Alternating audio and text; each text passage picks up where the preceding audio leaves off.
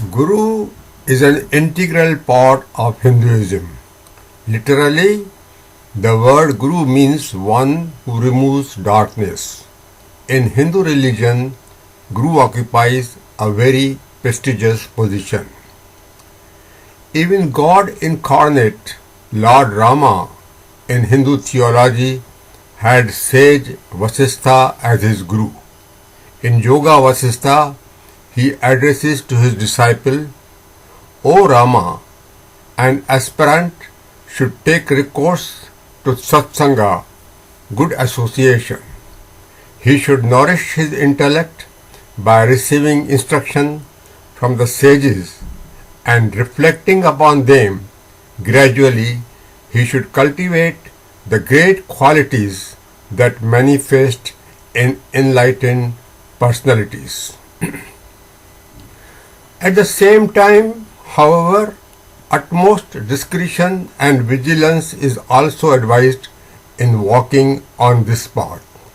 In the Bhagavad Gita, Lord Krishna clearly instructs Arjuna that after listening to all, he must take his own decision. This indeed is the core point of Hinduism. One's own solitude, judgment, and free will are considered the most important. In the end, we may awaken our own Guru, the divine within. In scriptures, this is often called the Satguru or the true Guru. This is the final destination. Hindus have an abiding faith that the divine dwells within and it needs to be sought with a most pure mind. Also, there are veiled warnings that a true Guru, however learned and knowledgeable, must never be trapped in his own ego or in his own arrogance. As long as he is in the human body, his human weaknesses and vulnerabilities are a part of him. A devotee may treat a Guru as God, but no Guru may consider himself to be so. This is the paradox of Hindu philosophy. Harnakash was the most learned Guru in his own way, but no sooner did he wear the garb to become God than he was eliminated. The phenomenon of megalomania, the lust for power, is an eternal human weakness.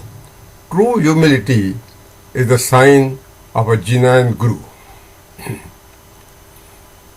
In the Hindu spiritual system, a Guru is considered indispensable.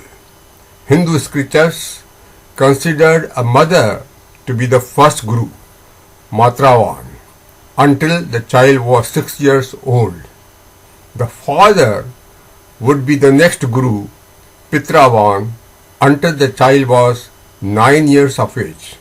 Thus, parents have been endowed with the higher honor as well as the responsibility of child care. Traditionally, every Hindu family ought to have a family Guru, Kula Guru, who is knowledgeable about the flow and movement of the clan in all respects. A code was thus established in Hindu society. Some individual and special mentorship is essential in human development. A Guru imparts spiritual knowledge out of love and compassion and not for any material considerations. With spiritual knowledge, an individual's character is changed. When the spiritual knowledge spreads in more people, whole society can be transformed. A Guru wields a very powerful influence on the moral values of a large population. A true Guru is himself pure and enlightened. He is above lust, anger and greed and is forever calm and filled with wisdom. He does not build any expectations in others, including his pupils, and hence he is free from any wrath and ill temper. He becomes the embodiment of cosmic love. Even though one may remain always faithful and respectful to one's own guru, one guru may sometimes be too limiting. This is especially so in modern times. As one progresses in the field of spirituality, there may be a need to meet and study under different gurus, just as in the field of science. In the ancient period, it was a common practice that Hindu rishis would recommend another guru for more advanced instruction.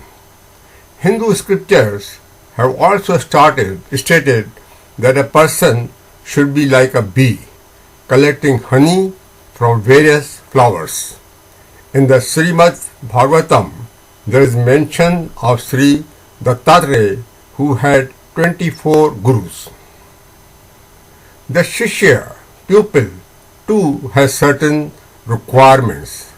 There are three basic conditions to be fulfilled: humility, true desire, and faith. A guru is a spiritual guide, but the main responsibility also lies with the pupil to learn as well as assimilate the knowledge.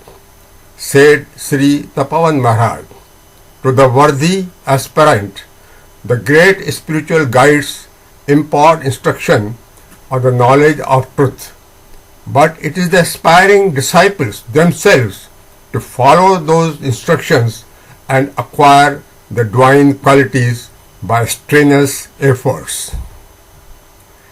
Hindu scriptures have also laid great importance to the holy company, the Satsanga.